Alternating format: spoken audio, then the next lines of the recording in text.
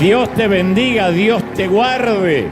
Gracias por esas banderas maravillosas de nuestros países, de las cuales estamos orgullosos. Dios te bendiga, Dios te guarde. Buenos días, buenas tardes, buenas noches. Ahora saludo a la gente que está del otro lado de un dispositivo viendo este servicio. Estamos en vivo en días tan especiales aquí en los Estados Unidos de América como en el resto del mundo.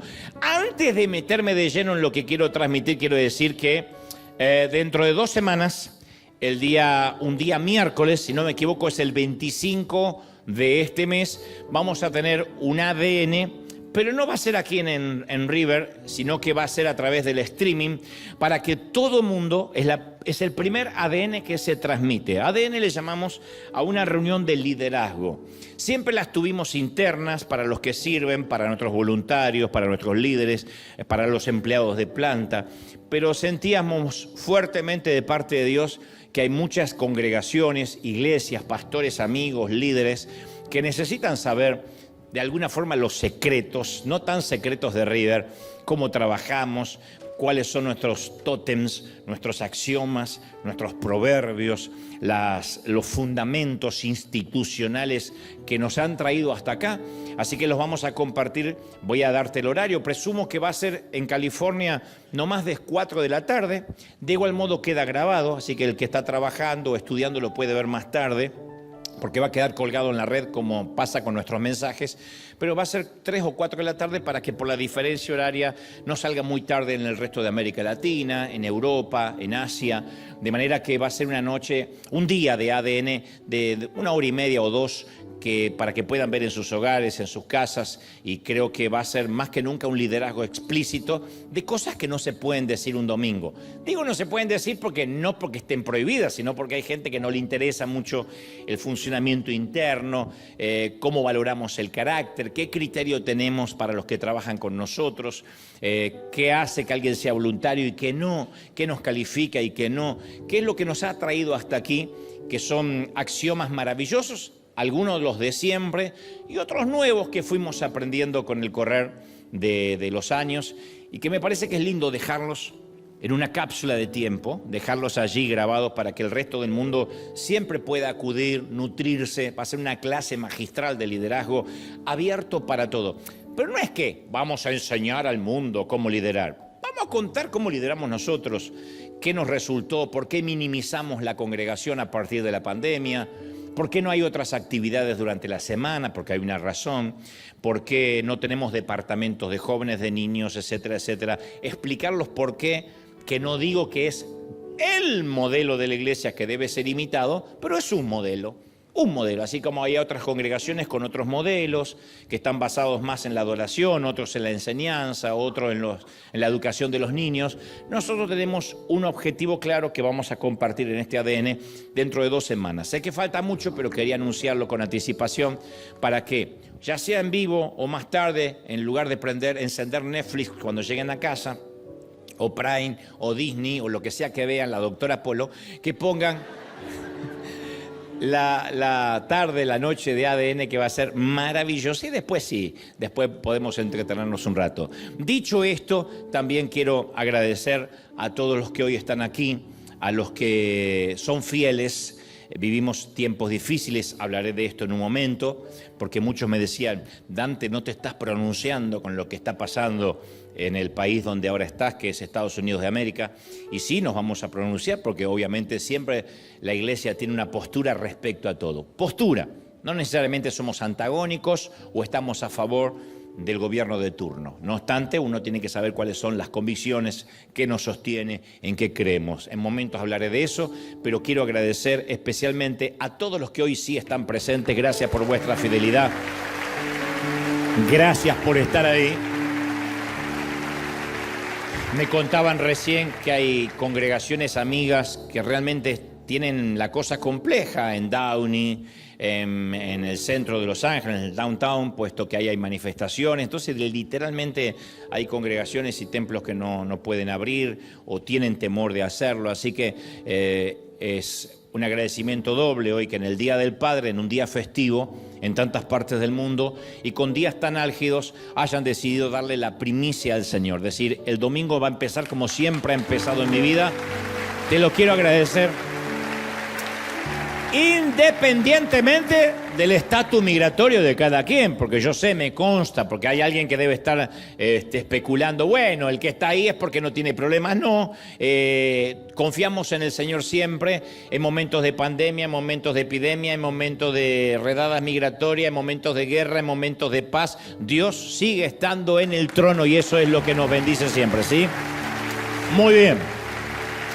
¿Estamos listos, sí o no? Muy bien.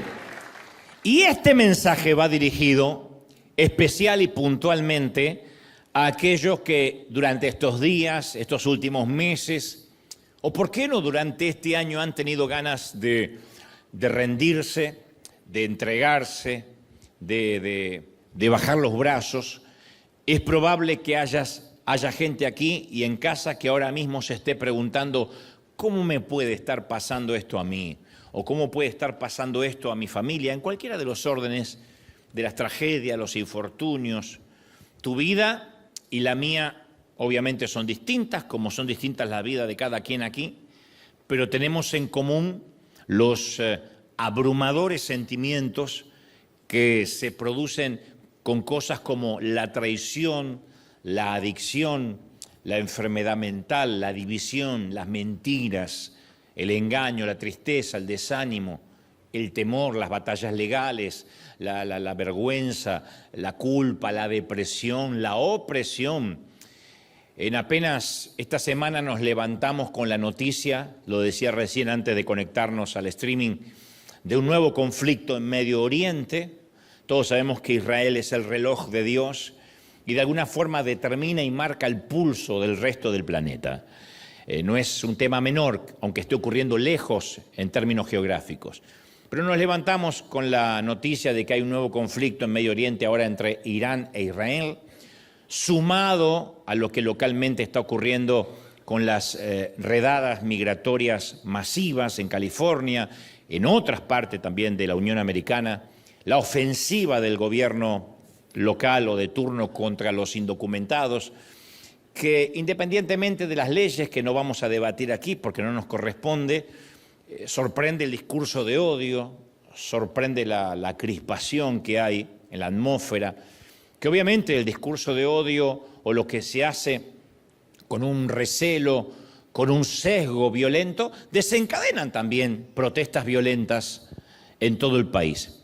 Insisto, no estoy justificando ni las redadas ni las manifestaciones. Lo que digo es que uno no sabe qué es lo que desencadena una cosa o la otra. Lo cierto es que se vive una crispación y una violencia absoluta en todo el mundo. En nuestros países desde México hasta Tierra del Fuego, en la región, la situación no está mucho mejor. Se vive en cada nación, me consta, he estado en todos los países, se vive una crispación social, un enfado, un espasmo, una violencia como no ha habido durante muchos años. Estamos viviendo una pandemia de violencia. Una pandemia de violencia ya no es soslayada, sino explícita, desde los medios de comunicación, desde los gobiernos oficialistas y la oposición, los antagónicos. Vivimos bajo la sensación que ya nuestro nido seguro ya no es tan seguro, y que ese hogar donde podíamos resguardarnos, descansar, sea donde sea que quede ese hogar, está siendo desmantelado pieza a pieza. Y como dije durante la pandemia, cuando promediaba el inicio del 2020, en ocasiones Dios permite que nuestro nido se estropee, Dios lo permite para enseñarnos a volar. Yo estoy convencido de que Dios y el enemigo no es un Barça-Real Madrid donde a veces gana uno y a veces gana el otro. Cada vez que el enemigo hace algo es con un permiso soberano de Dios. Y muchos durante tiempo hemos plegado nuestras alas y hemos desarrollado el síndrome de la anidación, que es la tendencia hacia la inmovilidad, a quedarnos cómodos. Pero la vida nos va enseñando que aquello que a veces no puede lograr, el confort, la seguridad de un nido, se logra cuando el nido es agitado. Si uno ve la historia de la humanidad, vamos a ver que cada determinada temporada el nido vuelve a agitarse. con guerras, con pandemias, con rumores de guerra, es como que con terremotos, con eventos climáticos, tsunamis. De tanto en tanto el nido es agitado para producir especialmente un despertar dentro de la iglesia.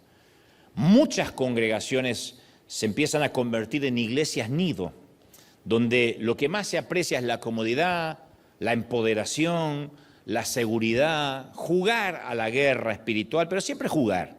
Decretar, proclamar, Dios me va a dar el auto, tomé la casa por fe, declaro que seré sano. Y hacemos esos congresos donde jugamos a la guerra espiritual, pero en realidad no afectamos a nadie, ni a nada. Pero no podemos en estos momentos difíciles quedarnos callados y quedarnos otra vez en el nido decretando, confesando, estas cosas no van a pasar, se van a acabar. Estas cosas tienen que suceder. Voy a decirte lo que no quieres escuchar, pero estas cosas tienen que suceder.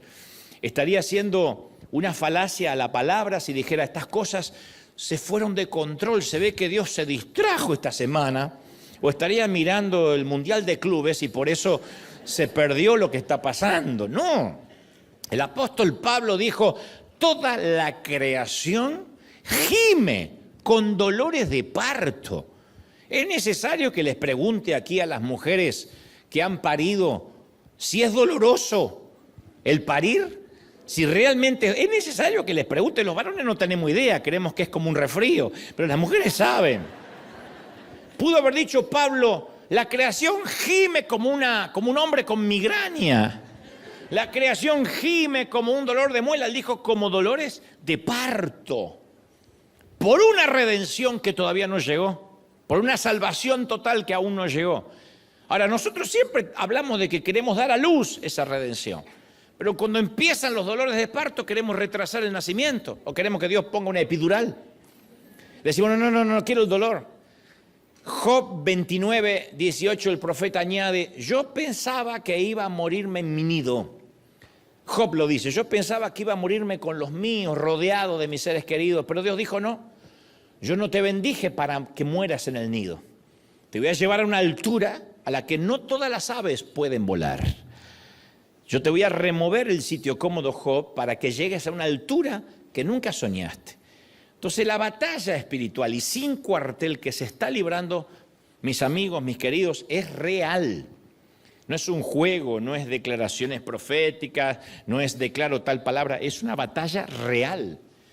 Y lamento decirte que lo que estamos viviendo en todo el planeta es apenas una pequeña parte de un ataque que se avecina mucho mayor. Las cosas no van a mejorar. Quizás esto termine, esta temporada que vivimos especialmente en los Estados Unidos pase, porque va a pasar, porque cualquier primer mandatario con dos dedos de frente se va a dar cuenta de la pérdida económica, de lo que significa a veces dejarse llevar hormonalmente por una decisión. Así que las cosas van a pasar, pero vendrán otras. Y no quiero que alguna vez me digan, Dante, no me dijiste que se iba a poner peor. Se va a poner peor y yo sé que no vas a decir amén. Y el campo de batalla no está solo en los cielos, en los lugares celestes. También se está librando una fuerte batalla en nuestras mentes. Hay una fuerte batalla en nuestras mentes con el avance acelerado de la tecnología, con la afluencia de noticias que tenemos en nuestro celular. Ya no hace falta ni estar frente a un televisor ni comprar el periódico. Con que uno empiece a buscar redadas, el algoritmo dice a hay que hablarle de todo eso. Y te van a aparecer de todo, de todo. Se han decretado nuevas órdenes en el ámbito espiritual para pervertir, para corromper. Pervertir significa desviar del uso natural. Para corromper y pervertir las mentes de nuestros hijos, las mentes de nuestras familias. Y por fortuna Dios nos dejó una guía de supervivencia, porque Él nunca nos dejaría solo. Como decía el domingo pasado, lo que decidamos, lo que hagamos en tiempos de guerra son decisiones pretomadas en tiempos de paz. Son los tiempos de paz cuando tomamos decisiones, cuando ponemos en claro nuestras convicciones, para que en los tiempos de guerra no dudemos. Dios ya nos preparó para estos días belicosos, lóbregos, trémulos, agitados, álgidos. Parafraseando la descripción que hace Pablo en los últimos días en 2 de Timoteo 3:2, él dijo, las personas vivirán solo para sí mismas. Habrá una pandemia de egoísmo, dijo el apóstol. Alardearán, dijo el apóstol, serán arrogantes. Las personas serán orgullosas, altaneras. Los hijos serán desobedientes a los padres. Serán personas sin santidad, sin temor de Dios, sin agradecimiento, sin amor y sin perdón. ¿Qué duda cabe que estamos viviendo la generación sin? Sin temor de Dios, sin agradecimiento, sin perdón. Esta es la generación que vivimos. No es una generación apocalíptica que va a llegar más allá. Esta es la generación sin temor de Dios, sin una generación que no conoce al Dios de sus padres. Pero lo bueno de todo esto es que de alguna forma, como decíamos hoy, todo sigue estando bajo el control de Dios. Él sigue estando en el trono, Él no se movió del trono, ¿estamos de acuerdo? No se ha movido. Entonces, a todos nos gusta el nido. ¿A quién no le gusta el confort, los tiempos y las temporadas de sosiego, de paz? Pero Él quiere que descubramos nuestras alas de la fe y no hay otra manera que la descubramos si no es moviendo el nido. Él quiere que experimentemos el gozo de volar en una altura de fe, en una altura espiritual que antes no vivíamos o que no llegamos a vivir hasta este momento. Antes de la pandemia del 2020, muchos estábamos cómodos, muchos. Yo era uno de ellos, cómodo, haciendo iglesia, jugando a la iglesia. Cuando digo jugando no lo digo en términos peyorativos, digo, hagamos un congreso de tanto en tanto, fijémonos las necesidades de la congregación, qué están pidiendo. Y hay unas hermanas que piden reunión de damas, hagamos una reunión, total tenemos el edificio. ¿Y qué piden los jóvenes? Y reunirse, pero los más jovencitos no se quieren reunir con los más viejos, así que hagamos de adolescente y hagamos adolescente más viejo y adolescente peludo y adolescente sin pelo y hagamos solteros, pero que los solteros de 20 y tantos no se junten con los solteros de 40, porque estos piensan que son solterones y los solterones no se quieren juntar con ellos. Estamos como toda iglesia, cuando uno se empieza a involucrar en los negocios internos de una congregación. Nunca se nos hubiese ocurrido alimentar al mundo.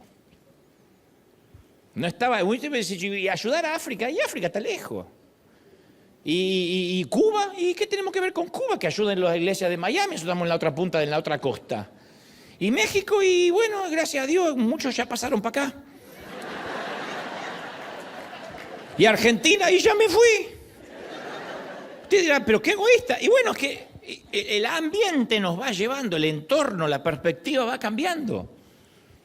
Hizo falta una pandemia. Algunos pensaron que la pandemia fue una pausa y después siguieron la vida como antes. No entendieron que fue un 9/11, que cambió la manera de ver la vida, que la vida ya no es más como antes del 2020, antes del COVID.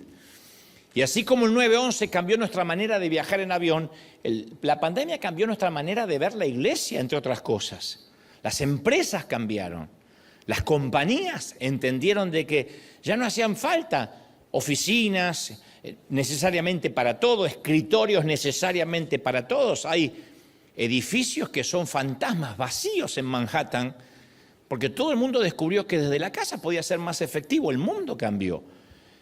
Y los líderes, los pastores que pensaron que era una pausa y después volvían a tener la gente como esclava, con 40 reuniones a la semana, no falta esta reunión, no falta esta otra, te voy a poner un líder encima que te va a controlar. Es que no entendieron que la pandemia se terminó, la pandemia terminó con el silencio de los corderos. Terminó con eso de decir, bueno, tengo miedo de que si me voy un domingo de la iglesia pierdo la cobertura y caigo bajo maldición. Se terminó. Entonces Dios permitió que nuestros nidos se estropearan con un propósito, para que surgieran los verdaderos adoradores, para que la gente empezara a buscar a Dios por su propia cuenta y no repetir frases ridículas en los templos. Y Dios nos está permitiendo vivir esta época de historia profética otra vez, y hay que atravesarla, pero hay que atravesarla sin el estruendo de los noticieros, sin el estruendo de las redes sociales. Ellos no pueden regular nuestro estado de ánimo. Ni Fox, ni CNN, ni Telemundo, ni Univisión no pueden regular nuestro estado de ánimo. Nuestro ánimo está fundamentado sobre la roca. ¿Estamos de acuerdo? Sobre la roca que es Cristo. ¿Qué es lo peor que nos puede pasar? Que repitamos la misma historia de la pandemia. Que nuestras emociones dependan de las noticias, que el miedo y la fe esté regulado por lo que se dice. Porque en estos días difíciles, insisto, es cuando se ve si estamos fundamentados en arena movediza o sobre la roca firme. Ha pasado siempre. En la historia de las naciones se han desatado guerras literales, donde la iglesia ha tenido que sostenerse sobre la fe que se predicó en tiempos de paz. Hace unos días un periodista me preguntaba qué tiempos yo creía que estábamos viviendo a nivel global, ¿no? ¿Qué diagnóstico hacía de lo que nos pasaba? Yo no tengo el complejo mesiánico de decir yo tengo la verdad, pero le dije algo que leí que me pareció interesante. Le dije, yo estoy convencido que ya hemos cruzado como humanidad el Rubicón. En la antigua Roma el Rubicón era un pequeño canal ubicado en el norte de Italia que marcaba la frontera de la propia Roma. Que un general cruzara esa frontera con su ejército significaba un acto de hostilidad, de hecho una guerra civil. De ahí se acuñó la frase militar cruzar el Rubicón, que es una frase que significa tomar una decisión irreversible, un punto de no retorno, un punto decisivo. El Rubicón es un pequeño río, un canal, que si se lo cruzaba en los tiempos de Roma era guerra. Se originó este evento histórico en donde Julio César cruzó el Rubicón con sus tropas, dando inicio a una guerra civil contra un tal Pompeyo en la antigua Roma. Y el mundo ya ha cruzado esa línea de no retorno. Pareciera como que evolucionó el mundo. Si uno mira, hace una mirada no finita, sino rápida, uno dice, pero no, hemos evolucionado como sociedad. No evolucionamos, involucionamos. Escuchamos mucho acerca de la cultura de la cancelación, que antes no existía. La cultura de la cancelación es un fenómeno social donde cualquier individuo puede ser excluido, se le hace un boicot por acciones, por opiniones consideradas ofensivas a cierto colectivo e inaceptables para la comunidad. Y uno dice, bueno, evolucionamos porque ahora ya no se puede discriminar abiertamente. Pero en el fondo, lo que esconde esa cultura de la cancelación es un cambio de valores, donde a lo bueno se le llama malo y a lo malo se le llama bueno. Y mucho antes que la cultura de la cancelación engullera al mundo, se metió dentro de las paredes de la iglesia. La congregación, las iglesias sucumbimos ante un silencio peligroso. Decíamos, no hablemos de pecado de manera tan directa y ofensiva porque la gente se puede lastimar, hablemos de errores. Pero nadie se va al infierno por errores, se va al infierno por pecado. Pero decíamos, no mencionemos el pecado, tampoco hablemos mucho de arrepentimiento, porque eso a la gente psicológicamente no le hace bien. Tampoco conviene mencionar ciertos temas sensibles que están en la Biblia y son condenados. Pero como hay tanta diversidad sexual, a ver si nos dan de baja en YouTube o nos cancelan en las redes sociales. Entonces la cultura de la cancelación se metió en la iglesia mucho antes que en el mundo, mucho antes que en Hollywood. Entonces es más cómodo ignorar el declive moral y predicar desde la seguridad de nuestro nido religioso. Y es algo que Dios no va a tolerar. Y decretamos, confesamos. Recorran los streaming cualquier día domingo, van a ver que en cualquier congregación se decreta, se confiesa, se proclama avivamiento, positivismo. Todos compiten por ser los coaching motivacional. Pero Mateo 24:5 nos advierte que oiréis de guerras, van a escuchar de rumores de guerra. Si no hay guerra, son rumores. Y dice, mirad que no os turbéis, dijo el Señor. No se preocupen. Él ya habló de esto. Habló de guerras. Porque una cosa son redadas en el caso de Estados Unidos, otra cosa que te exploten bombas porque te las tira Rusia o China o quien sea. Y dice el Señor, es necesario que esto acontezca, pero aún no es el fin. Lo cual significa que esto no va a pasar después del fin, va a pasar antes del fin. Y se levantará nación contra nación y reino contra reino. Y habrá pestes, hambre y terremotos en diferentes lugares. Pero todo esto es el principio de dolores. Claro, uno lee esto y dice, wow, esto mejor que no lo digo el domingo porque el domingo que viene no viene nadie. Porque es un mal reporte. Sin duda es un mal reporte. Pero después el Señor añade, y entonces será predicado este evangelio del reino en todo el mundo, porque la gente lo va a necesitar. El evangelio será predicado. El único momento y durante meses que las iglesias se repletaron de personas fue después del atentado del 9/11. La gente volvió corriendo, inclusive a las sinagogas, a las mezquitas, a las basílicas católicas.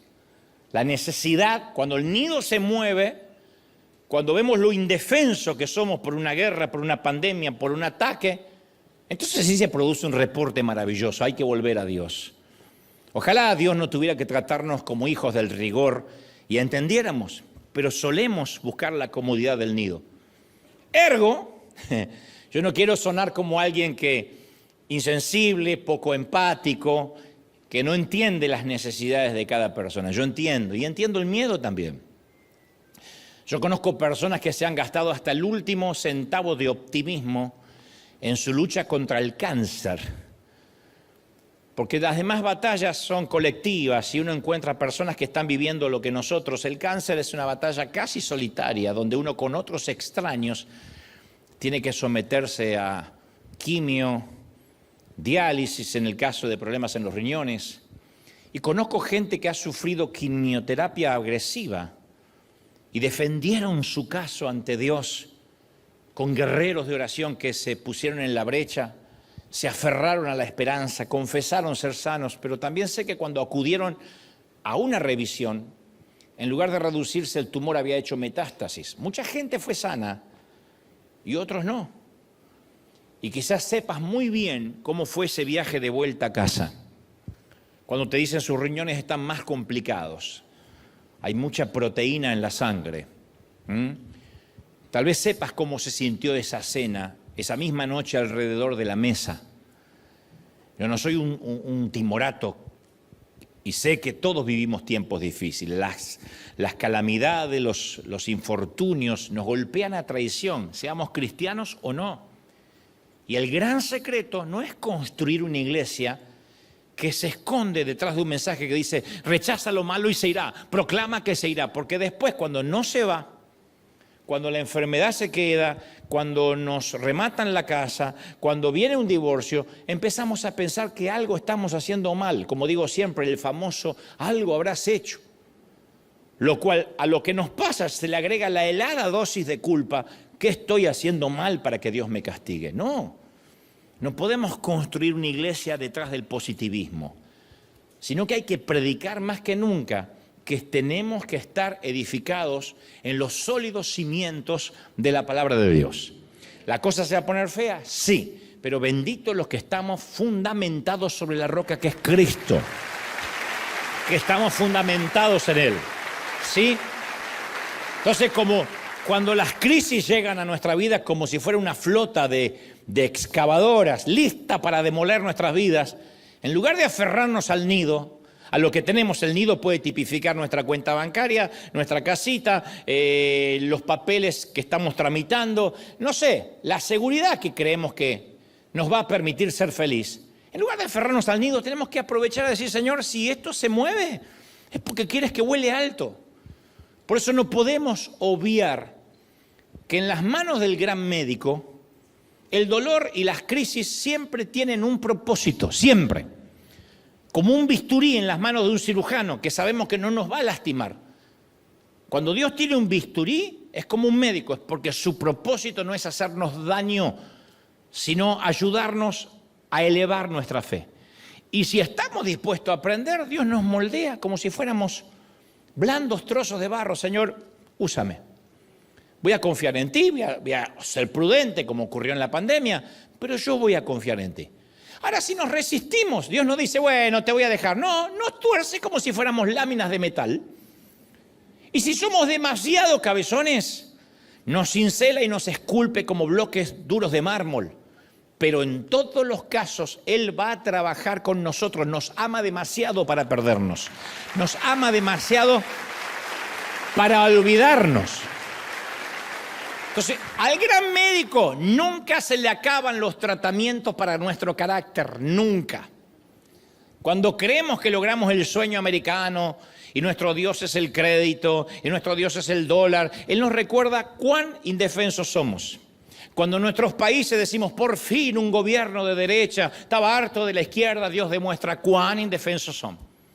Cuando dicen por fin un gobierno de izquierda, estamos hartos de la derecha, Dios demuestra cuán indefensos son.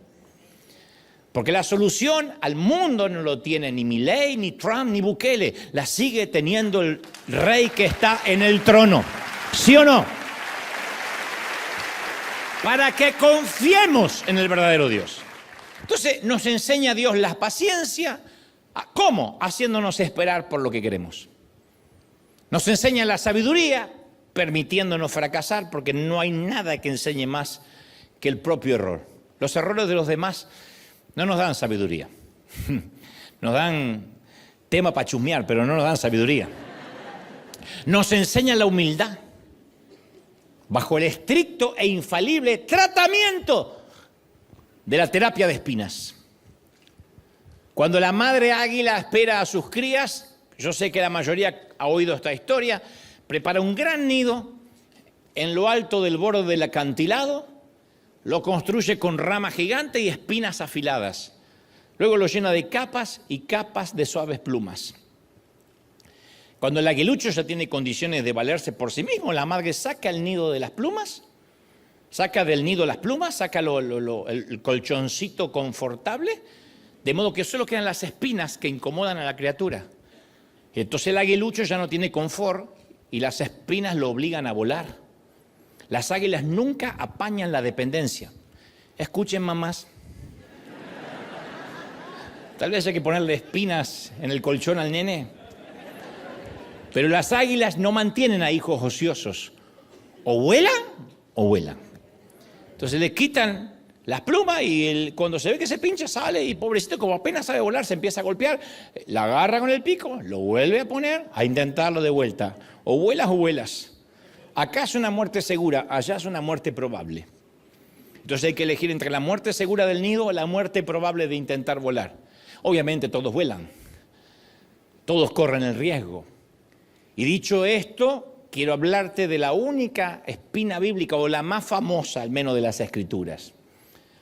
Que en mi humilde experiencia, el obstáculo número 1 para una vida cristiana no es la inmoralidad sexual.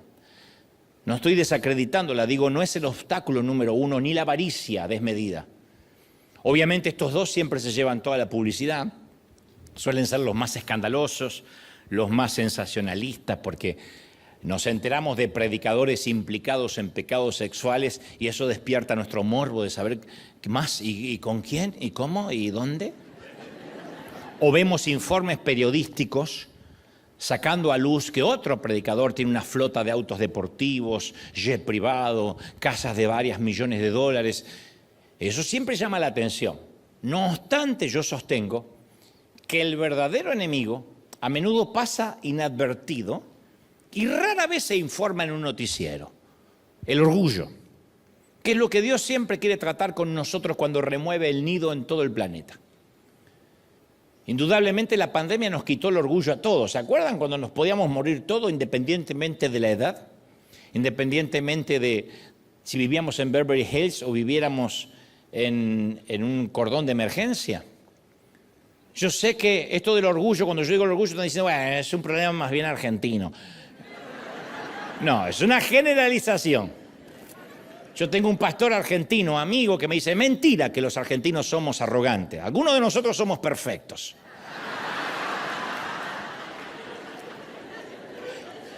Pero esta enfermedad del orgullo termina convirtiéndose en una condición que desfigura nuestro carácter. No nos damos cuenta. Aquellos que tienen su mundo interior en desorden se confunden mucho acerca de su propia identidad. Y hay gente que no puede separar el papel que realiza de la persona que es en realidad. Y ojo que el orgullo no es patrimonio de los ricos, ¿eh? He visto mucha gente pobre, muy orgullosa, y gente con mucho dinero, muy sencilla. Pero hay gente que no logra hacer la dicotomía de quién muestra públicamente y de quién es en la intimidad. A mí me ha tocado en los últimos años por el programa de televisión que tengo entrevistar a famosos que algunos son patéticos porque se creyeron su propio personaje. No hay peor cosa que ver a un famoso que se cree famoso. Porque está aquel que trabaja y, bueno, la fama es inherente a lo que hace. Pero hay otros que trabajan de famoso.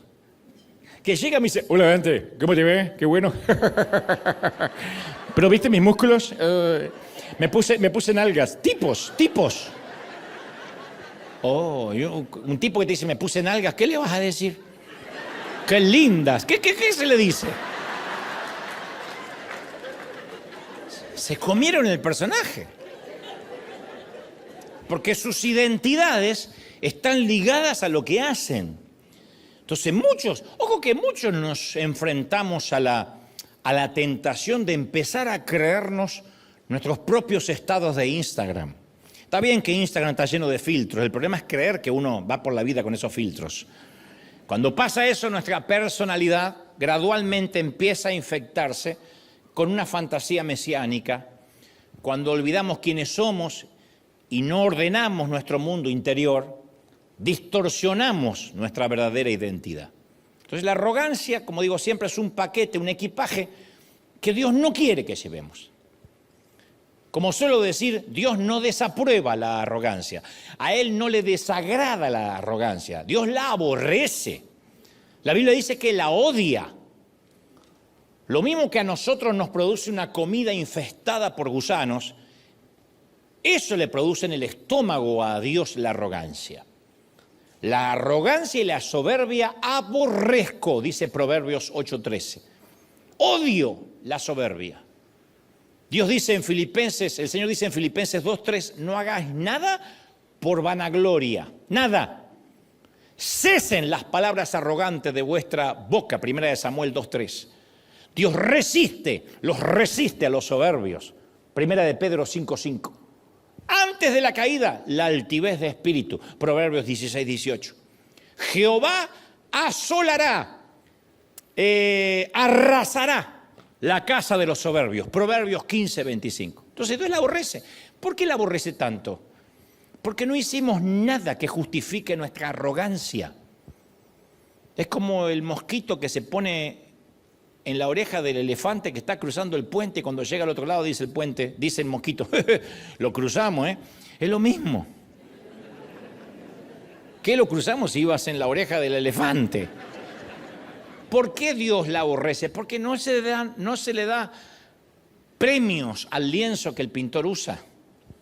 Nunca hay un Pulitzer para la tinta y el papel que usó el periodista. No hay diplomas para el escarpelo que usa el cirujano. O sea, nunca los instrumentos reciben el crédito por lo que hacen. Nosotros no somos los merecedores del aplauso. Y no es porque Dios tiene un problema de ego, nosotros lo tenemos. Porque no nos conformamos con un poco de adulación, siempre queremos tragarlo todo. Por eso hay tanta gente adicta a los likes, a los me gusta. Y se saca 350 fotos hasta que pone una y espera a ver qué le digan y no alcanza con un like. El elogio y los aplausos nos van atrofiando el cerebro. Entonces es ahí cuando Dios aplica la terapia de la espina. Es el tratamiento preferido de Dios para bajarnos los humos, la terapia de la espina. Y ahora yo estoy consciente que voy a tocar algunas vacas sagradas y va a molestar la teología de alguien. Acá no, pues ya están todos acostumbrados, acá me conocen, pero allá. Cada vez que uno piensa en Pablo, el apóstol, nuestro inconsciente colectivo nos lleva a verlo como alguien angelado, diáfano, con una aureola brillante flotando sobre su cabeza. Sin embargo, sus propias palabras, las de Pablo, muestran otra cara. Cuando uno va a ver la biografía del apóstol, uno ve a las claras que alguna vez fue un hombre orgulloso, iracundo, colérico, agresivo, muy furibundo, explotaba. Y para que Dios pudiera usar a Pablo tenía que tratar con esas lacras arraigadas en el profundo de su carácter. Porque uno piensa que uno se convierte al Señor y se transforma en una carmelita descalza. No. Nuestro temperamento continúa. Seguimos habiendo nacido en el mismo lugar donde nacimos y criamos como nos criamos. Después todo es sometido a los pies de Cristo. Pero no es que Dios apaga nuestro cerebro y apaga nuestro temperamento. De hecho, Pablo escribe a los filipenses en la carta del capítulo 3 y el versículo 4 y dice: si alguien pudiera confiar en sus propios esfuerzos, sería yo, dice Pablo. En un contexto donde él dice: yo también tengo credenciales para mostrar. Dicho y dice: si otros tienen buenas razones para confiar en sus propios esfuerzos, no te imaginas las que yo tenga. Y le sale el argentino de adentro a Pablo. Dice: fui circuncidado cuando tenía 8 días de vida. Soy un ciudadano de Israel, de pura cepa y miembro de la tribu de Benjamín. Un verdadero hebreo como no habrá ningún otro. Fui miembro de los fariseos, dice Pablo, quienes exigen la obediencia absoluta, estricta a la ley judía. Y era tan fanático que perseguía con crueldad a los cristianos. Y en cuanto a la justicia, ni te cuento, yo obedecía la ley al pie de la letra. Y aparte de todo esto, que Pablo lo dice, tenía una educación y un gran acervo cultural. En Hechos 22:3 dice Pablo: yo soy judío, nacido en Tarso, criado y educado aquí en Jerusalén bajo el maestro Gamaliel, que era equivalente a decir: estudié en Harvard. Y como estudiante de él fui cuidadosamente entrenado en nuestras leyes y costumbres judías. Y llegué a tener gran celo por honrar a Dios en todo lo que hacía, tal como ustedes hoy. O sea, que si había alguien para que sea presumido, ese era Pablo. Inteligente, educado, sagaz, genio, gran celo religioso. O sea, tenía todos los patógenos para parecer un caso terminal de orgullo el tipo. Era para meter un chaleco de fuerza y decirle con los argentinos: vaya. Es muy posible que sus compañeros consideraran a Pablo como un tipo brillante, perspicaz, muy agudo, irónico, instruido, versado. De esos tipos con los cuales es muy difícil debatir algo, porque siempre van a encontrar una razón para tener razón.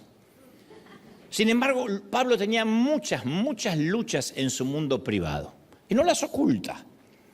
En la segunda carta a los Corintios 12, Pablo menciona que tuvo una experiencia espiritual tan intensa y tan excepcional que ni siquiera se le permite describirla en detalle, ¿no? Dice él en un momento: no hay palabras en el diccionario, en la letra, en el griego ni en el latín que pueda graficar, articular lo que viví. Y él dice más o menos así, dice: hace 14 años, no se pierdan esto, fui llevado hasta el tercer cielo, al paraíso, y oí cosas y vi cosas tan increíbles que no pueden expresarse con palabras. No hay vocabulario en nuestro lenguaje que pueda expresar lo que vi. Cosas que ningún humano se le permite contar. Entonces, el hombre no está seguro si fue arrebatado corporalmente, si tuvo una especie de viaje extracorpóreo al reino espiritual. Lo que sabe es que fue invitado a conocer el cielo. Fue invitado a conocer el trono de Dios. No sé si vinieron unos ángeles y dijeron: vamos para arriba. ¿A dónde? Más arriba. Y lo subieron. ¿Sabe qué es lo que me llama la atención? Es que por lo que sabemos es la primera vez que lo cuenta después de 14 años de la experiencia. ¿Te imaginas a un apóstol moderno que viaja al cielo ahora? No esperaría ni un minuto para contarlo por enlace, ni un minuto. ¿Te imaginas? No hablemos de los demás. Si uno de nosotros viviera algo así, yo no te digo conocer el cielo.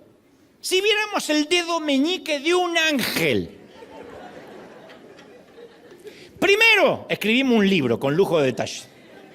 Segundo, nos hacemos una gira internacional contando la experiencia. Yo vi el dedo de Miguel. No de Luis Miguel, de Miguel.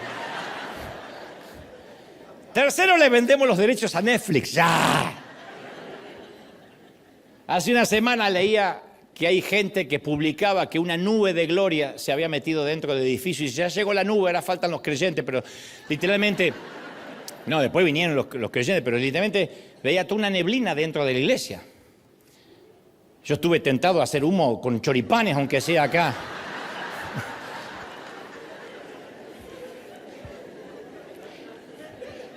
Pero Pablo nunca intentó comercializar la experiencia. Nunca publicó un relato. No hay un capítulo, un libro que se llame El viaje al cielo de Pablo. Detestaba la idea que al tipo lo pusieran en un pedestal. Yo estoy seguro por qué. Porque la terapia de la espina le abría agujeros en su orgullo.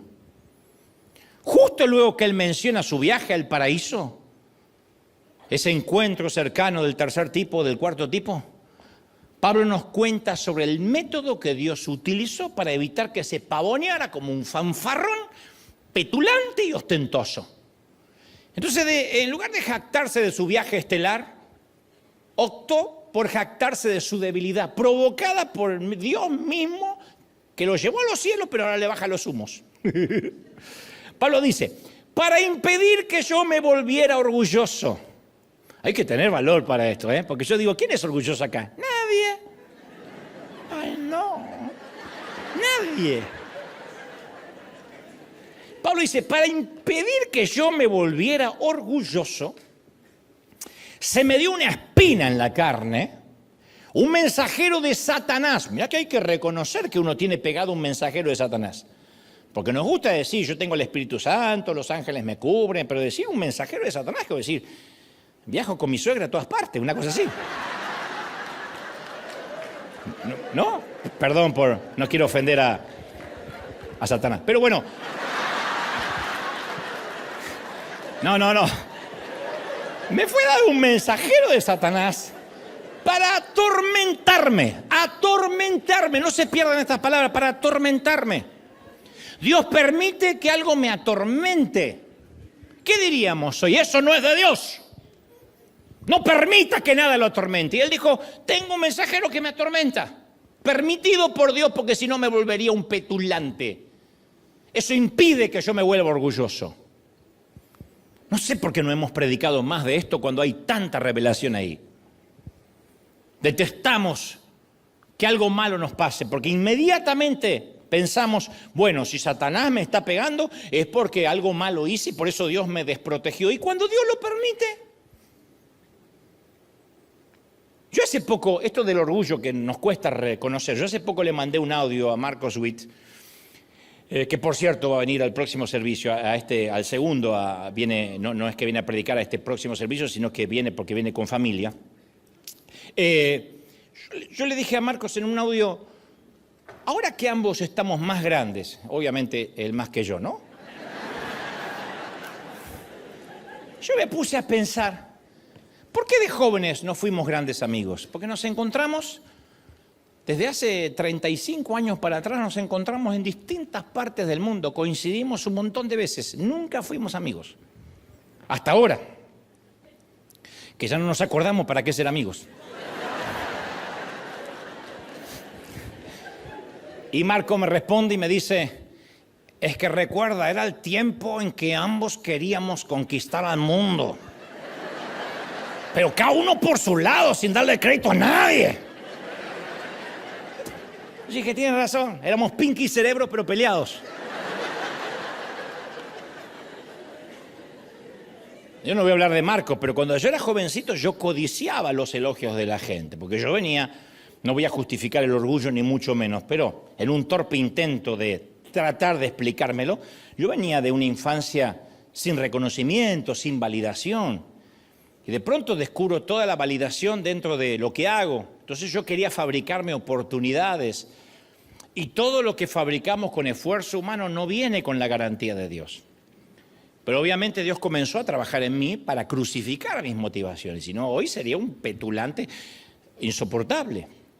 Y las crucificó a esas motivaciones de la única manera que puede hacerse una crucifixión.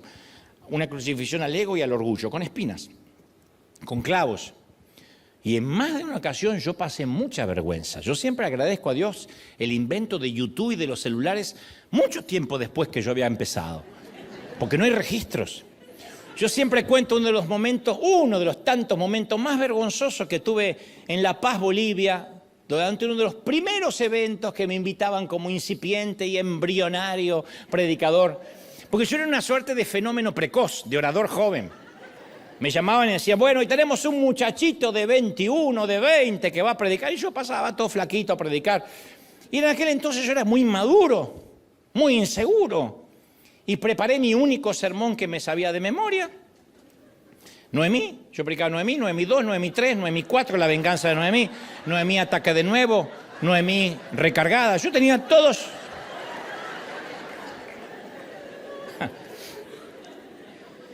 Noemí, destino final. Yo les iba poniendo subtítulos para el mismo mensaje.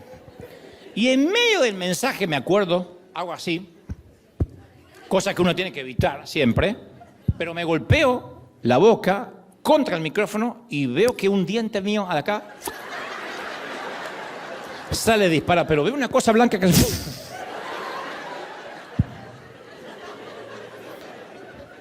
No solo sale, sino que le pega en la frente a la esposa de un pastor que estaba en primera fila. Conozco a la esposa y conozco al pastor, no lo diré, pero ella sabe. Yo me quedé como Luis Miguel antes que se juntaran los dientes.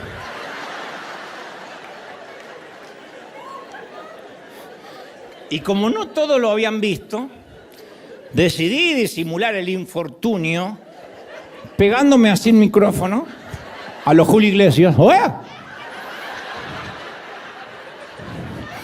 Es tanto correr por la vida sin fre. Pero se puso peor, porque me salía un chiflido extraño que no podía controlar. Y decía, nunca deseé tanto que se produjera el arrebatamiento como en ese instante. Bueno, la cosa es que mi ego y mi dignidad esa noche se fueron a Argentina y yo me quedé solo predicando en Bolivia.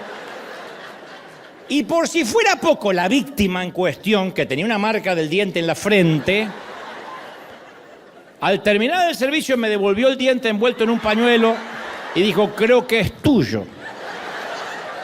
¡Qué feo! Yo no la miré a la cara, le dije, gracias, con el mismo chiflido que había predicado.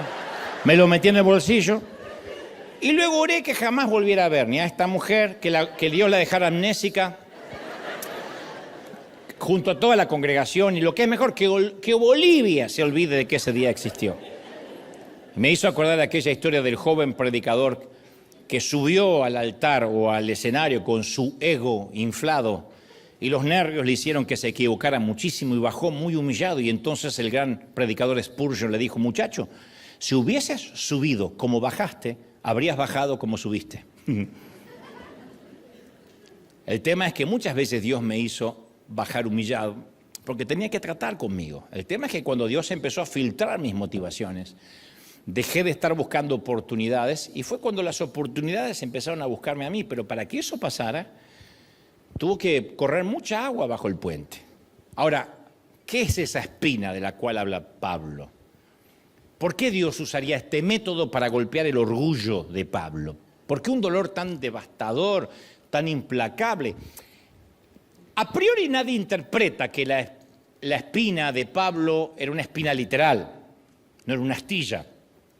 Era una metáfora, una alegoría. Y son muchas las teorías de lo que bien pudo haber sido y muchas son creíbles. Yo nada más puedo mencionar algunas, pero algunos suponen o sugieren que la espina se refiere a la gama de sufrimientos que Pablo describió, que terminaba siendo una espina. Había soportado pruebas, palizas, encarcelamientos, noches en vela, abandonos, traiciones. Posiblemente él tenía esa seguidilla de cosas donde uno dice, pero todo lo que hago se me complica. Algunos comentaristas han pensado que no, que quizás Pablo luchaba con ciertas tentaciones sexuales, porque la vida célibe no suele ser fácil. Entonces posiblemente luchaba con alguna tentación sexual que no aparece de manera explícita. Algunos dicen, no, era el gran Pablo. Sí, pero era un hombre. Tal vez la espina fuera un impedimento físico, una desfiguración, una enfermedad crónica, migrañas severas, fiebres palúdicas, incluso un impedimento para hablar. Capaz que era un impedimento en la vista, muchos más coinciden con esto. En Gálatas 4:15 Pablo dice, estoy seguro de que ustedes, de haber sido posible, se hubiesen arrancado sus propios ojos para dármelos. Toda la pauta de que tal vez no veía bien. Y al final de esa carta comenta, fíjense en con qué letras grandes estoy escribiendo estas palabras. ¿Será que tuvo que depender de secretarios, de escribas, para que le leyeran, le escribieran lo que apenas podía ver? Si Pablo hubiese tenido glaucoma o cataratas, eso explicaría mucho de sus problemas. Pero sin importar cuál era su espina, tenemos que imaginarnos a un Pablo distinto a como lo retrata la religión. Yo lo veo como un hombre encorvado, con los ojos clavados en el suelo la mayoría de las veces, aquejado por una dolencia física. Así me lo imagino y así lo retrataría si produjera una película sobre Pablo. Me lo imagino dictando las palabras de sus cartas y tal vez necesitaba hacer una pausa de tanto en tanto porque recuperaba fuerzas para poder seguir hablando. Porque no son las palabras de un teólogo empoderado que especula sobre el mundo exterior desde su silla mullida de su oficina cómoda. Sus palabras estaban forjadas sobre el yunque del dolor. Fueron escritas con tintas de sangre. Pablo nunca supo lo que era vivir en un nido cómodo, en el sueño americano, por ejemplo. ¿Y nosotros? ¿Con qué espina crónica estamos luchando? ¿Con qué dolor? ¿Estamos agobiados por un problema físico, mental, emocional? ¿Cuál es nuestra terapia de espinas que venimos orando y orando y orando? Y parece que Dios contesta a todos menos esa espina. Lo cual grafica de que no es que Dios tiene algo contra nosotros, porque en otras cosas sí somos bendecidos, pero hay algo que le hemos suplicado al Señor que lo quite. ¿Cuántas veces hemos rogado y negociado? Señor, si me lo quitas yo voy a poder y te prometo, y si tú me das yo te doy. ¿Por qué tengo que convivir con esta debilidad? ¿Qué debilidad? ¿Con cuál debilidad estás luchando? Que vuelves y vuelves y vuelves. Pablo le suplica al Señor que le quite la espina. No una vez, no 2 veces, 3 veces. Ustedes dirán, bueno, pero 3 veces comparado con lo que lloré es poco. Pero la palabra traducida súplique implica mucho más que una petición. Pablo rogó, impulsó, instó, clamó por ayuda. No es el tipo de oración, Señor, que consiga un estacionamiento en el mall. Haz que mi suegra no venga esta Navidad. No es esas oraciones superfluas. La oración de Pablo es esa que nos hace caer sobre el rostro, gemir de agonía, sudar sangre, porque tu hijita o tu hijito está adentro siendo intervenido. Por ejemplo, estás afuera y el médico no te dice nada, ni siquiera si la operación está saliendo bien. Y cualquier cara de preocupación que ves en los enfermeros cree que se trata de la vida de tu hijo. De eso hablo. Y a pesar de las desgarradoras súplicas de Pablo, el Señor nunca libró a Pablo de su dolor. ¿Por qué no? Porque había un propósito con esa espina. Y Dios no le dijo, no. No, de hecho le reveló el propósito detrás de la espina de la carne. Le dijo por qué. Le dijo por qué. Te estoy evitando, Pablo, que te pavonees como una celebridad. Ya tengo muchos dando vuelta por ahí. La fuerza gravitacional del ego siempre es implacable. Solo que los evangélicos, los cristianos, lo encubrimos con esa delgada capa de vocabulario espiritual. Desarrollamos nuestro propio culto a las celebridades. Preferimos que nos llamen pastores, apóstoles, obispos, los de la sana doctrina, profetas. Y por miedo a ser influenciados negativamente por la cultura secular, usamos la religión, pero para sentirnos distintos. Pero no como una forma de acercarnos a los demás, sino como una manera de justificar la segregación. Nosotros somos muy discriminadores como evangélicos.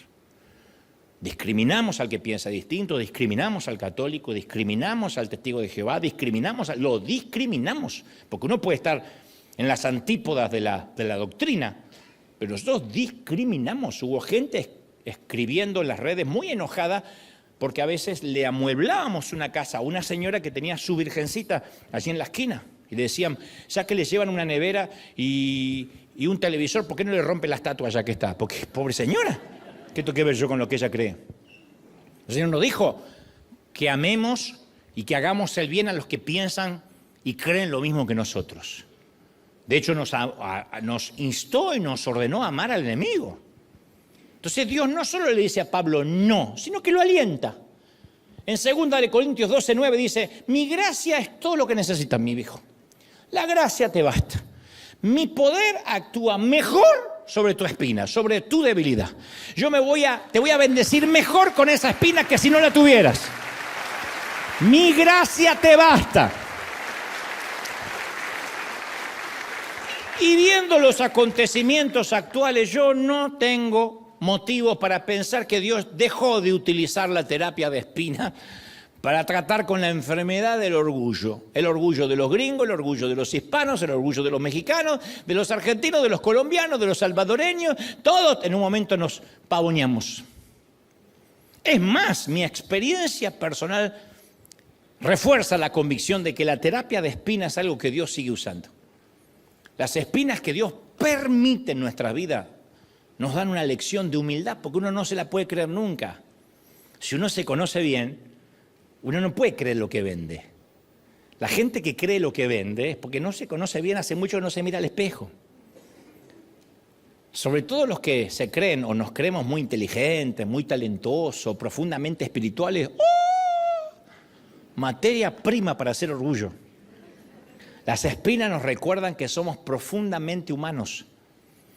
Martín Lutero comentó esta paradoja y dijo, ¿quién alguna vez oyó hablar del poder débil? O lo más absurdo, que un poder aumente en la debilidad. Es una contradicción eso de poder en la debilidad. Eso no lo vamos a leer nunca en la revista Fortuna. Nunca lo veremos en Marvel ni en DC Comics, nunca. Nunca vamos a escuchar una charla TED que hable de eso. Empodérese siendo más débil. Nunca. No lo vamos a escuchar en las altas esferas del mundo jamás. Y lo lamentable es que es un hecho que tampoco lo escuchamos entre nosotros.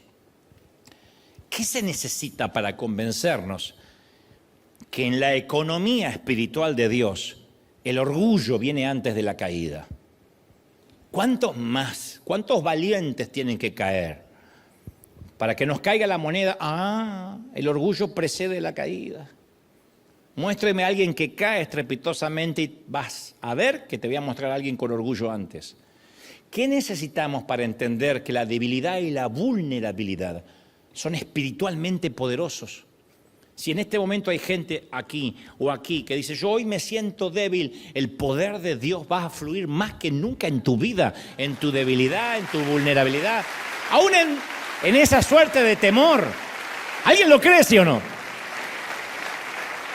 Yo hace algunos años fui a dar una charla a unos hombres de negocios de Uruguay en un hotel y muy tarde de la madrugada, porque después nos quedamos cenando.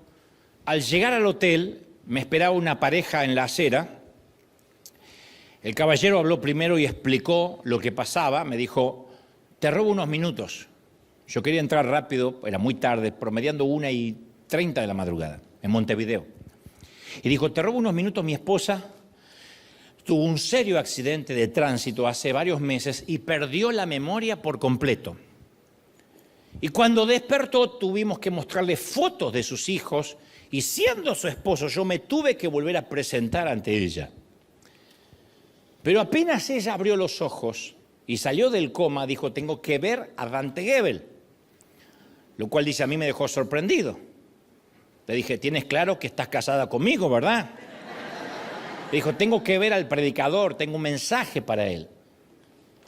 Y luego ella fue recuperando la memoria de sus hijos, de mí, su esposo. Pero nunca se le fue que tiene que darte un mensaje y aquí está. Y su esposa temblorosa me da un papelito diminuto, chiquitito así, todo dobladito. Me dijo, tome. Y temblaba así. Se fueron en silencio en medio de la madrugada de Montevideo. Conmigo estaba Daniel Darling, nuestro pastor ejecutivo, y apenas subimos al elevador. Yo recuerdo que le dije, ¿viste eso? Esta mujer estuvo en coma. Y mientras estuvo en coma, Dios le dio un mensaje para mí. Hagamos un libro, llevemos a Netflix. No. No, pero yo pensaba, si al despertar solo recordó quién era yo, tiene que ser un mensaje poderoso. Lo que no me cerraba era que entraba en un papel tan diminuto. Yo imaginé un mensaje tipo, esto te sucederá en los próximos años, y un código, un link para que yo vaya a buscar, Argentina ganará el resto de los mundiales mientras tú vivas. Regalo que te quiero dar. Pero abrí el diminuto papel y contenía estas palabras: Dante, que te baste con mi gracia, mi poder siempre se perfeccionará en tu debilidad.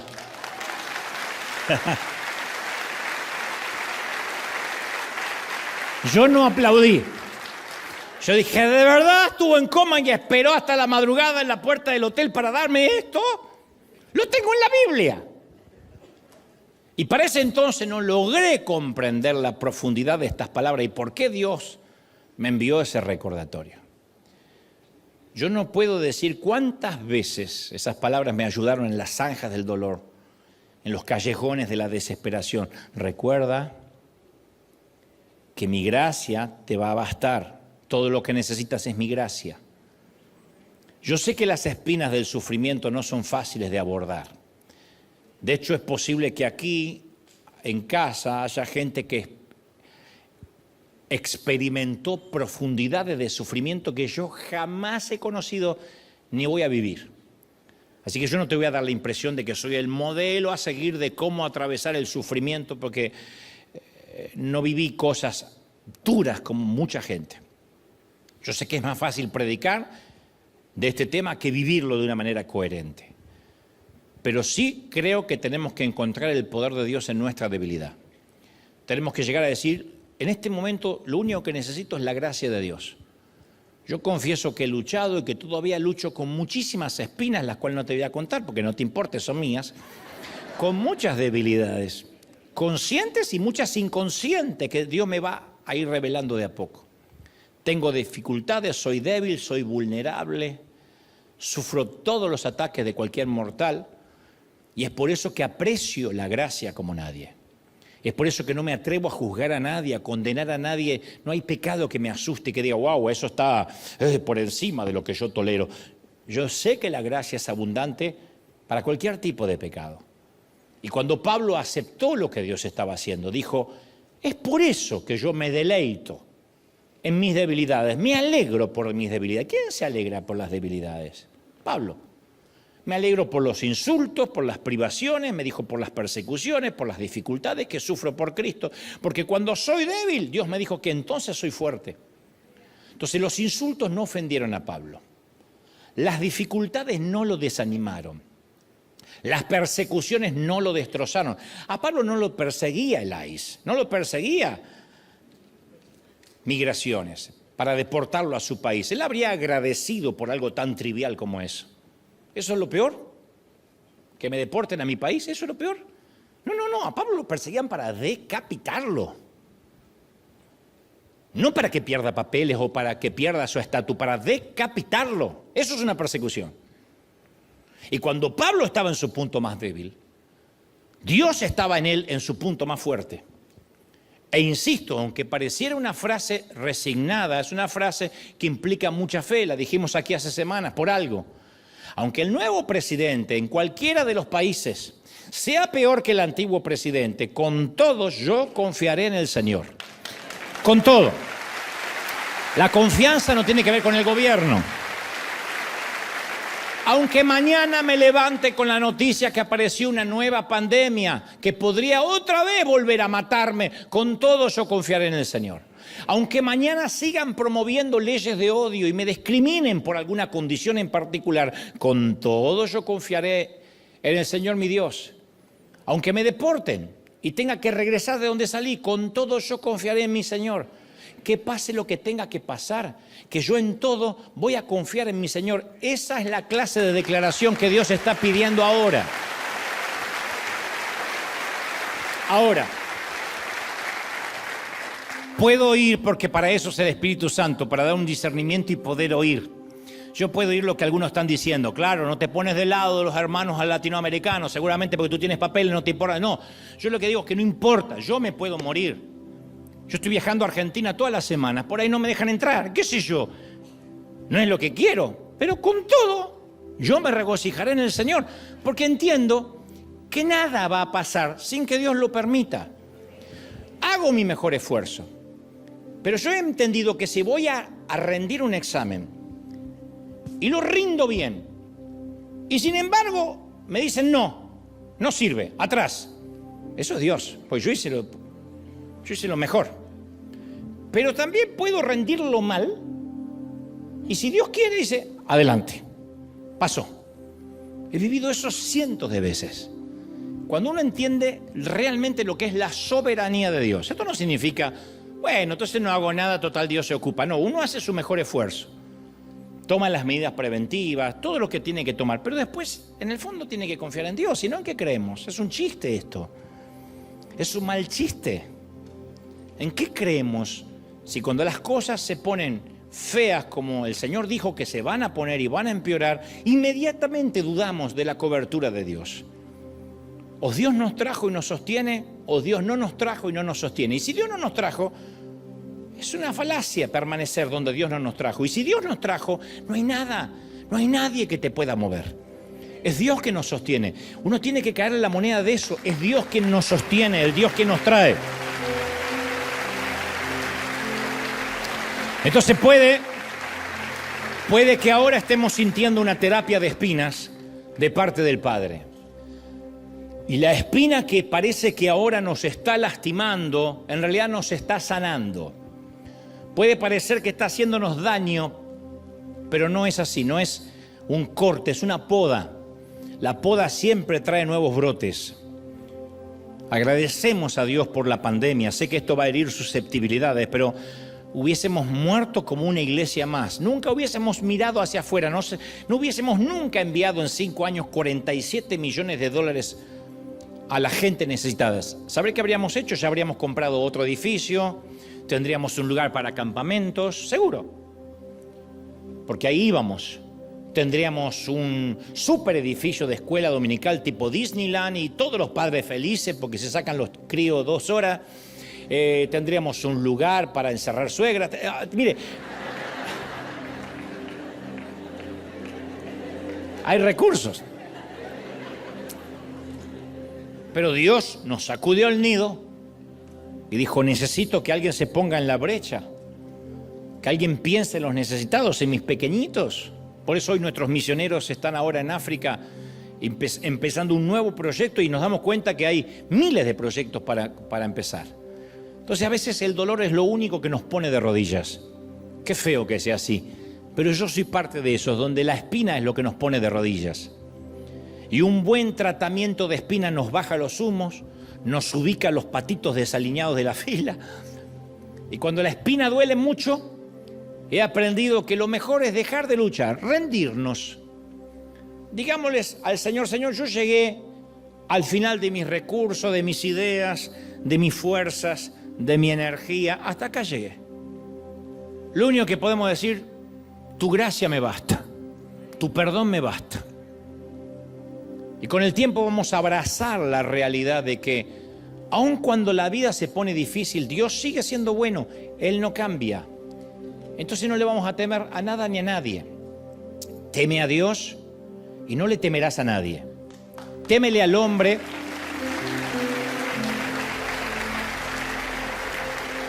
No tengas temor de Dios y le temerás a todo lo demás. El acto más subversivo que ahora podemos realizar como iglesia, el movimiento más político que ahora podemos aportar, no es organizar una protesta, ni enunciarse en las redes sociales, porque parece que los valientes hablan en las redes sociales. Di algo en las redes sociales, como si eso fuera a cambiar algo, como si algún gobierno se preocupara por las redes sociales.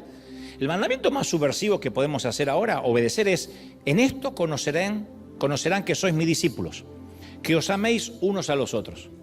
Si el gobierno no ayuda a los pobres, la iglesia va a seguir ofreciendo alimentos y ayuda.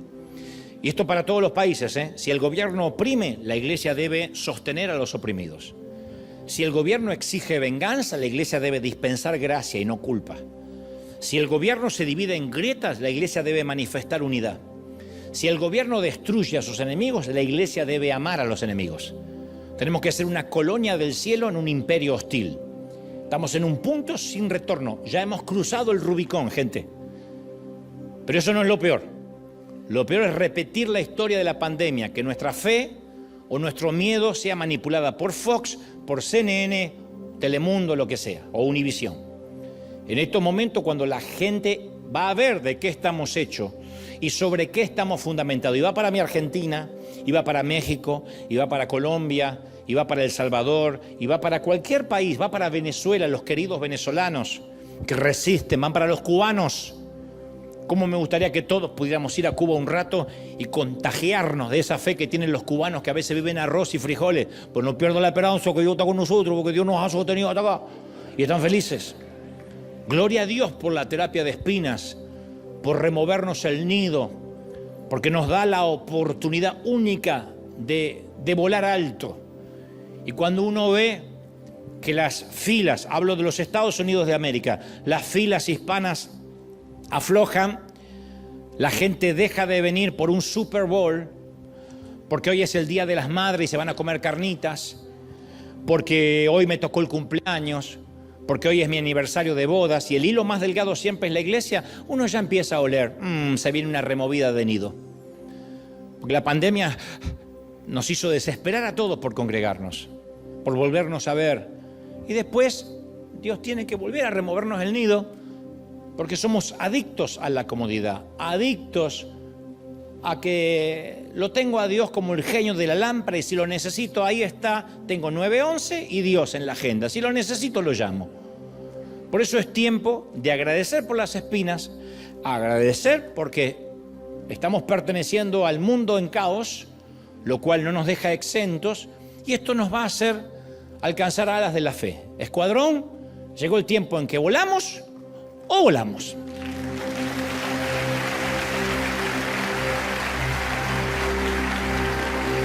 Un aplauso al Rey de Reyes, al Señor de Señores. Un aplauso grande al Rey. El Rey está en la casa hoy. Bendito eres. Alguien tiene que celebrar más que eso. Bendito eres. ¿Cómo va? Dale un aplauso grande y dile: Señor, has hablado hoy con tu pueblo, con tu iglesia, con tus hijos. Bendito eres. Uy, impresionante.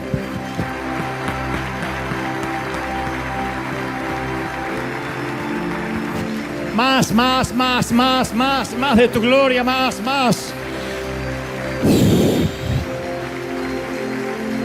Llevándolo, Baixo. Te exaltamos, Dios. Pueden sentirlo, el Rey está en la casa. Si pueden levantar conmigo las manos al cielo, los que están por primera vez aquí o en casa y están recibiendo a Cristo en su corazón, solo digan: Señor, entra en mi vida, perdona mis pecados, tu gracia me basta. Y quiero orar, que todos oremos juntos. No sé cuál sea la espina, puede que sea una situación, una enfermedad, una persona, un grupo de gente, un entorno, no lo sé. Pero ¿qué tal si dejamos de clamar porque Dios quite la espina y agradecemos? Porque quizá eso sea lo que nos conduce a Él. Levanta tus manos y dile: Señor, gracias. Porque esta temporada, que es la más dura o fue la más dura, me ha acercado más a ti. Gracias, Señor, porque puedo entender que tu poder se perfecciona en mi debilidad. Y ahora, hasta tanto Dios te dé tu propia palabra profética, te voy a prestar la mía. Haz de cuenta que te presto el diminuto papelito que me dieron en Uruguay, que dice: pon tu nombre, que mi gracia te baste. Es todo lo que te voy a dar, día tras día. Y cuando no puedas más, vas a recibir fuerzas para ese día. Y te vas a ir a dormir y a descansar, y como un celular, enchufarte a la pared, a recuperar fuerzas. Y al día siguiente vendrás por un nuevo maná fresco. Y otra vez, fuerza para un nuevo día. Un día a la vez, cantamos hoy aquí. Es lo que necesito de ti. Dame la fuerza para vivir un día a la vez. Te exaltamos, Señor. Te glorificamos. Clamamos. Todos. Te exaltamos, Rey. Todos levanten sus manos, todos clamen. Los que puedan orar, los que puedan decir, Señor, yo creo que algo nuevo empieza en mí a partir de ahora. Dulce Espíritu. Todos orando, todos. Iglesia amada, yo he hablado, como digo, cada fin de semana torpemente a nuestra mente, a tu mente, que es donde yo puedo llegar. Pero sé que el Espíritu ha hablado a tu corazón. No hay palabras para reconfortarte. Son momentos difíciles, sí. Pero caramba, somos la generación que resistió una guerra bacteriológica. Siempre digo, y lo diré hasta el cansancio, hemos sobrevivido a una guerra superior a la Segunda Guerra Mundial y Primera, porque en ambas guerras solo estaba incluido una parte del mundo. Nunca una guerra involucró a todo el globo como la última pandemia. Una guerra que fue por nuestros hijos, por nuestros abuelos, por nuestros padres, que dejó entubados a nuestros seres queridos, que algunos los tuvimos que ver partir de jóvenes. Sobrevivimos. De verdad que nos van a asustar, nos van a amilanar, de verdad que nos van a hacer claudicar las leyes, las internas políticas. Nuestra salvación aquí en Estados Unidos no la tiene ni Trump ni tampoco Newsom. No la tienen los demócratas ni los republicanos, como en Argentina no la tienen ni los kirchneristas, ni los libertarios, ni los peronistas, ni los radicales que resisten. La solución siempre la ha tenido aquel que no se ha movido del trono. Y que diga cuando estas cosas, y nos recuerde cuando estas cosas sucedan, levantad los ojos al cielo y confiad, porque el Evangelio será predicado en todo el mundo. Habrá una necesidad, un hambre, correrán para escuchar palabra. Habrá hambre de pan en las casas que tengan pan. Dejarán de seguir a agoreros, a magos, a timadores de la fe y comenzarán a buscar palabra de Dios. Recorrerán las esquinas del mundo buscando palabra, buscando alimento. Benditos los que provean alimento, no solo para el cuerpo, sino para el espíritu. Seamos los graneros del mundo esta vez a nivel espiritual. Sostengamos, seamos la resistencia, basados en la roca. Y vivamos lo que todos, porque los vientos soplan para todos, las tormentas son iguales para todos, pero se verá quién está fundamentado sobre arena y quién sobre roca. Y aquellos que han fundamentado su vida en tiempos de paz sobre arena, no es tarde. Si no, Dios no se tomaría el trabajo de hablarnos. Es tiempo de decir, Señor, cambia mis fundamentos. Ahora, ahora. Quiero estar sobre la roca sólida, firme, puesto en Dios, creyendo en ti. Gracias, Señor, por este tiempo. Gracias por tu presencia.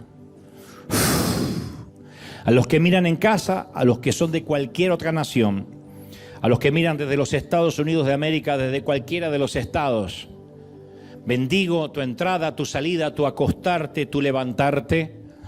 Bendigo a los pastores, a los líderes, a los que han tenido complicaciones, a los que han bajado los brazos. Gracias por las espinas, gracias Señor por estas espinas maravillosas. Gracias Señor por tu bendición. Te damos gracias, te bendecimos. Quiero despedir a la gente del otro lado, que Dios las bendiga a los que están en casa. Nosotros nos quedamos aquí con una pequeña cosita profética que haremos, local, pero allí en casa, que Dios te bendiga, que Dios te guarde. Todo está bien, el Rey sigue estando en el trono, eso es una buena noticia.